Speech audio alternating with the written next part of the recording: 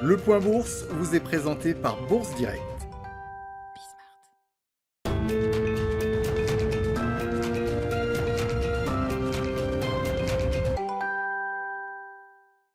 Clôture dans le vert ce soir pour le CAC 40. L'indice parisien gagne 1,29% à 6343 points. Les investisseurs parisiens qui se sont tout d'abord montrés assez peu affectés par les minutes de la Fed ce matin.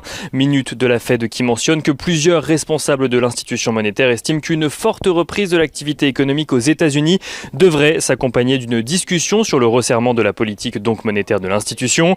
En ce qui concerne l'inflation, il apparaît également que plusieurs responsables de la Fed restent sur leur idée d'une poussée inflationniste temporaire accompagnant la reprise et qu'elle ne sera pas suffisamment durable pour forcer la Fed à modifier sa politique monétaire.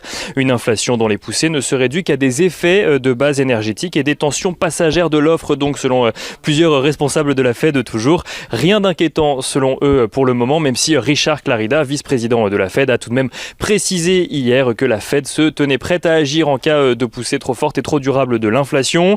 Les investisseurs qui ont ensuite pris connaissance de plusieurs statistiques venues des États-Unis notamment, avec tout d'abord les chiffres hebdomadaires du chômage qui reculent plus que prévu aux États-Unis à 444 000 après 473 000 la semaine précédente. Des bons chiffres du chômage qui ont contrebalancé une autre statistique au programme aujourd'hui, l'indice Philly Fed qui fait part de son côté d'une croissance freinée de l'activité manufacturière dans la région de Philadelphie, même si l'indice reste en zone d'expansion. Si on regarde les chiffres plus précisément, il ressort à 31,5 points au mois de mai contre 50,2 points au mois d'avril. Et en ce qui concerne l'indice composite des indicateurs avancés du Conference Board qui était également publié aujourd'hui pour le mois d'avril aux États-Unis, il ressort en progression de 1,6% contre 1,3% le mois précédent. Et on note, avant de passer aux valeurs, qu'à la suite de la chute des crypto-monnaies entamée depuis une semaine et accentuée hier, le Bitcoin progresse depuis quelques heures. Il évolue actuellement au-dessus des 41 000 $.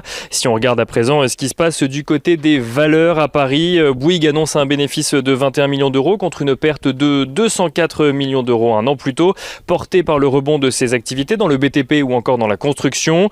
Bouygues qui confirme d'ailleurs ses objectifs pour l'ensemble de l'année et compte dégager des résultats supérieurs à ceux de 2020 sans pour autant revenir à des niveaux équivalents à ceux de 2019. Une annonce qui fait peu bouger le titre Bouygues à la clôture ce soir puisqu'il gagne qu'il gagne 0,31%.